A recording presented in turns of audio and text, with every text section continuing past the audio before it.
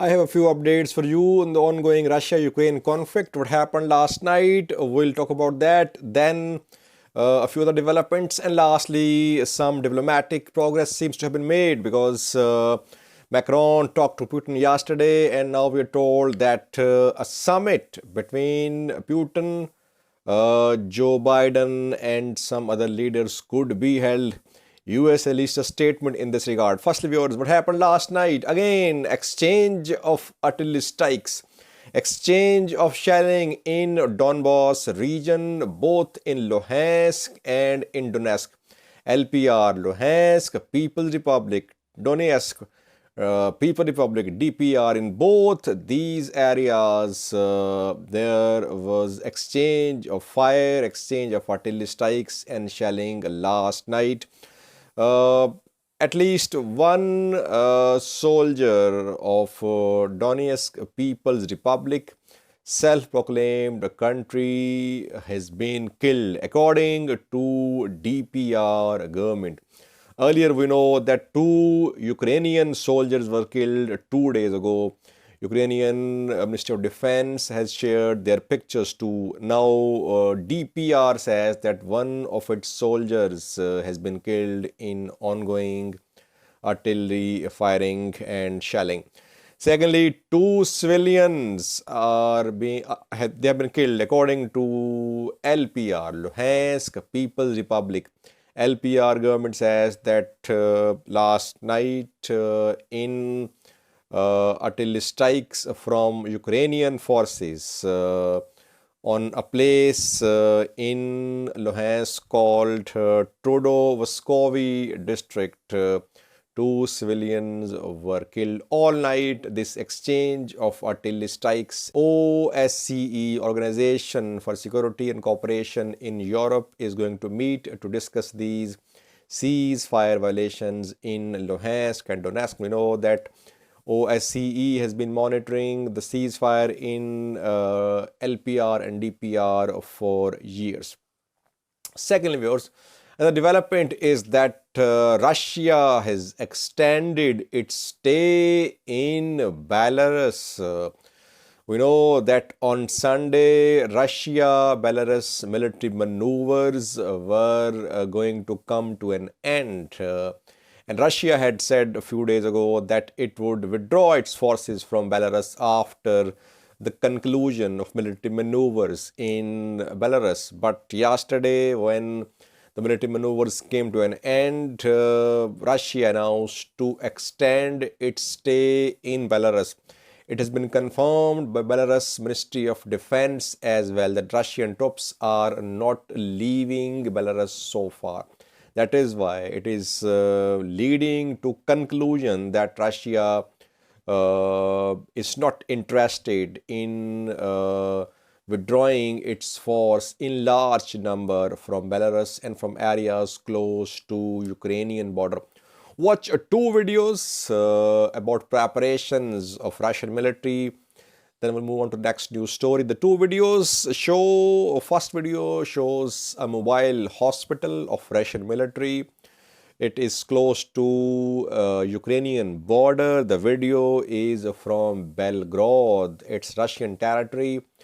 Belgorod situated to the east of Ukraine. And second video shows a fleet of Russian warships seen close to Sea of Azov.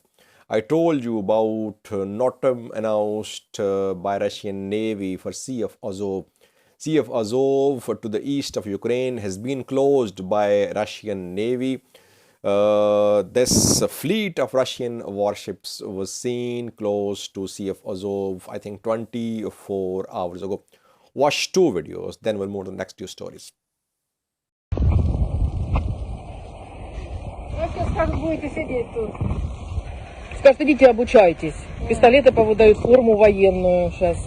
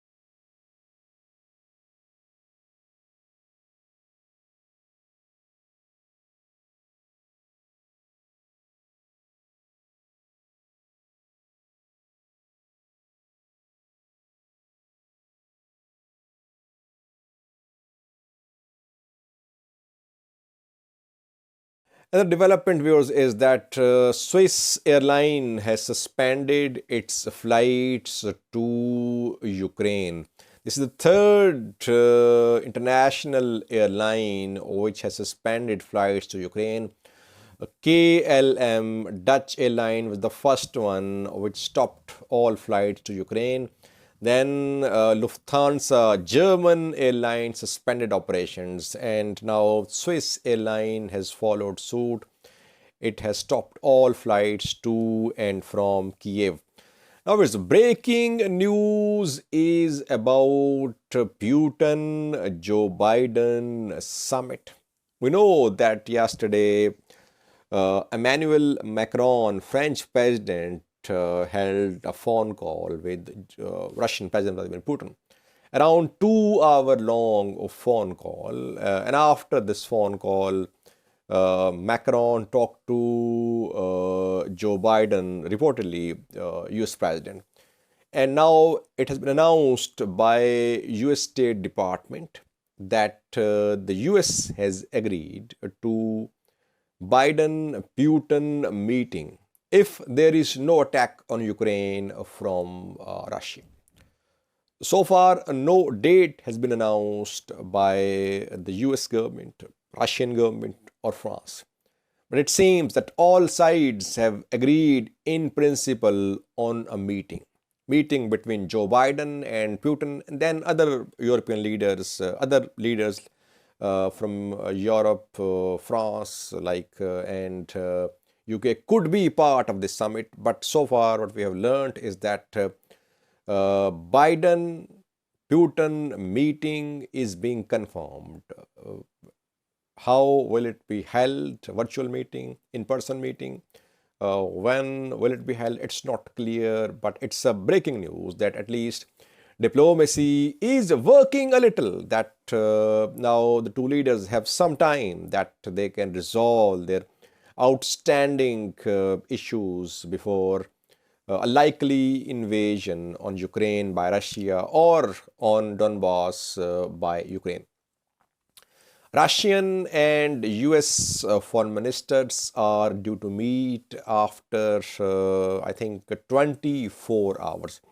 This week, I think on Tuesday, Sergei Lavrov, Russian foreign minister, and Antony Blinken, US Secretary of State, are due to meet. So it's another breaking news that diplomatic engagements are on the rise, though so far on the battlefield there is no change. Russia is not withdrawing its troops from Ukrainian border. It's not withdrawing from Belarus as well.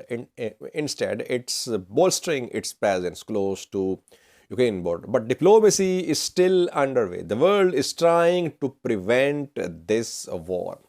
We'll keep you updated. So far, the center of attention is Donbas views. Luhansk and Donetsk are two areas which are center of attention because here artillery strikes, shelling is going on, and civilian casualties, and some soldiers they have been killed too in these two regions. Let's see what happens in today's OSCE meeting.